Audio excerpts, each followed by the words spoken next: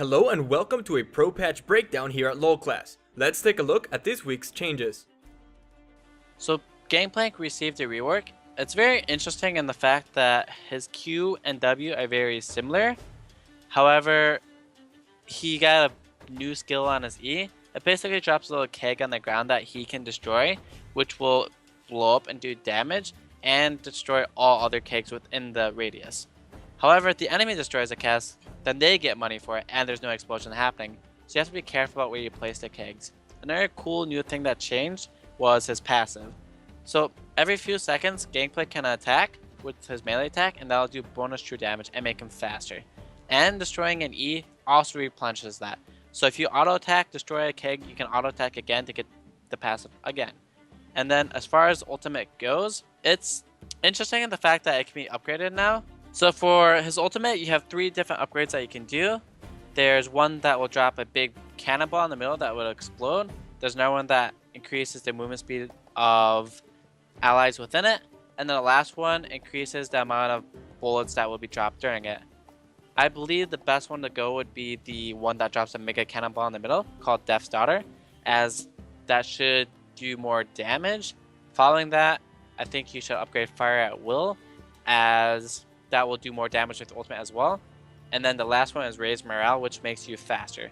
And by the time you're actually grouped up all together, that's when you'll need that. Before then, you're kind of just using ultimate around the map to try and get like kills or help your ally get a kill.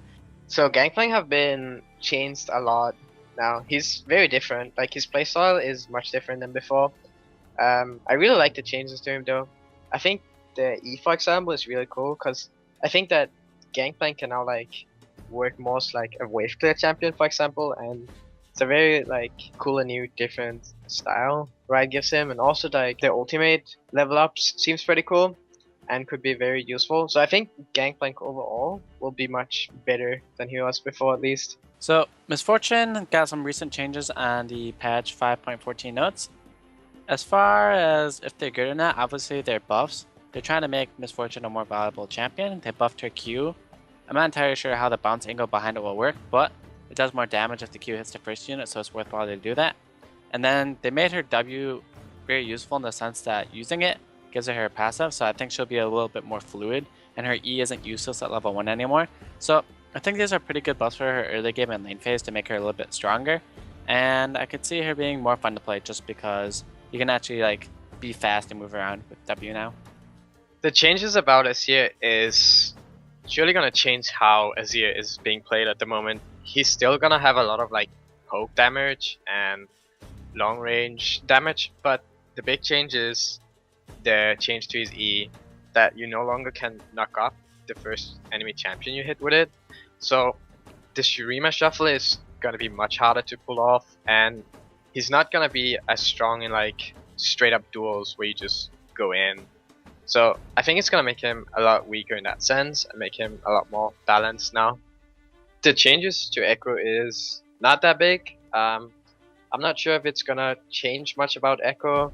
He's gonna be a little bit better with lower mana cost than Q, so you can like wave clear and stuff easier. But I don't actually think it's gonna change anything for mid lane Echo. I don't think mid lane Echo is that strong at the moment. This might just make it a better like champion overall, but I still think Echo is like better in jungle and not very like good in mid lane at the moment. So Echo's changes are very minor in the sense that the Q, it costs less mana to do. So for jungling Echoes, you don't run out of mana as much. And for mid lane Echoes, it's not the biggest deal since you got blue buff anyway, but it is a buff nonetheless. And then as far as E goes, they changed it so that the cooldown is less early game. So you can get off more E's in early game fights, and you can travel around the jungle more in the case you're jungling him. So overall, these are like buffs to Echo, and I don't think he'll be like broken or anything, but he's definitely still good with these buffs. So Elise has gotten a lot stronger in this new patch just because her E at level 1 is a lot stronger than it was before. You have an extra 0.6 seconds on your stun at level 1, and that means you can level W second instead of E, because beforehand you used to go QE just for that more CC ability, and since the E scaled so well, but now that the E doesn't scale as well anymore, you can max W second. That makes her a lot stronger mid game, and in case you're building ability power. And they changed her little spiders in her spider form to do magic damage, so they actually scale with magic pen as well now. So they'll be doing a lot more damage, and she'll have more burst damage. So they made her AP at least a lot stronger than it was previously. Okay, so Evelynn is interesting in this patch just because they gave her a nerf and a buff at the same time. So they nerfed her damage late game. So her first Q will still be the same damage, but as you level it, it gets weaker and weaker. So her early game damage isn't as much anymore, and obviously her late game damage will be less as well. However, to try and make up for that, they gave her ultimate a bigger slow on it. So they gave a 10% increase on that.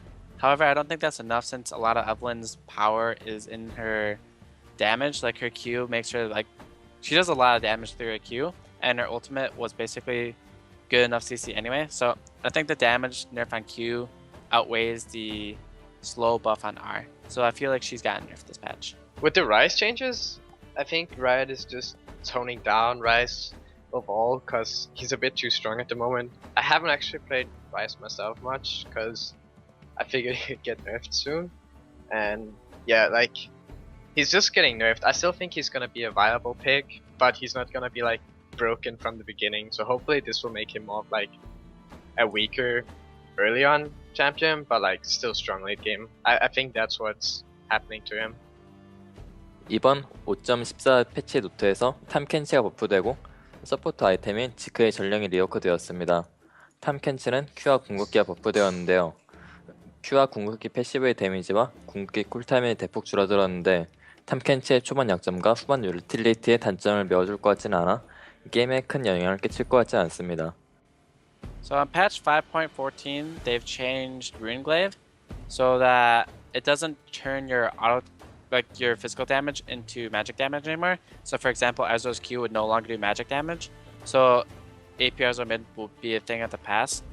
However, they made it so that it does extra damage to the first monster hit with it. So that doesn't affect lane minions since they don't count as monsters, but for jungle camps, it does. So they buffed the jungling aspect of Runeglaive and nerfed the laning aspect of Runeglaive. So there will be less Runeglaives in lane and more Runeglaives in the jungle, since it should help you clear by a lot. So they've made a big change in the Zeke's Herald item. They've actually removed it and renamed it to Zeke's Harbinger. So now instead it gives you mana, armor, AP, and CDR. Generally speaking, this would be an item for support champions. However, it still has good stats in the case like a jungler wanted it. So it'd be kind of weird, but imagine like a jungler grabbing it and like binding to their like top laner dive buddy, like a Maokai and like a Gragas. You guys are just like always next to each other and just getting like a lot stronger. So it's mostly a support item to buff the AD carry, but I could see scenarios where a jungler might get it to try and see like if it's viable or not. However, it seems like it's a pretty strong item since in a team fight the support will generally speaking be next to the AD carry, and once you reach those 100 stacks, you get this buff for 8 seconds where it increases damage, or it gives you a critical strike chance for 50% and AP by 20. So it's like a really weird item in the sense that the support wants to build it, but it doesn't necessarily want to bind to the AD carry because it gives you AP, but at the same time you don't want to bind to an AP champion because it gives you crit. So it's a very weird item where I think it'll be only good in niche scenarios, but it's definitely a cool change just because it's giving Riot the ability to make more interesting items that have actives, and I think it's like a gateway to do different things with more items. So I think this is the start of like a lot more items to come that are different. 지크의 전령이 지크의 선지자로 이름을 바꾸고 전혀 새로운 아이템으로 바뀌었습니다. 기본적으로 자신과 아군을 연결시키고 공격이나 스킬을 사용할 때마다 스택이 쌓이고 스택이 전부 쌓이면 스택을 소모하며 특별한 능력을 얻는 아이템인데요. 우선 아이템의 가격이 굉장히 싸고 하위 아이템들이 모두 쓸모있는 아이템이에요. 특별 능력인 아군 주문력의 20%, 치명타 확률 50% 증가는 굉장히 크기 때문에 앞으로 인기 있는 아이템이 될 것 같습니다.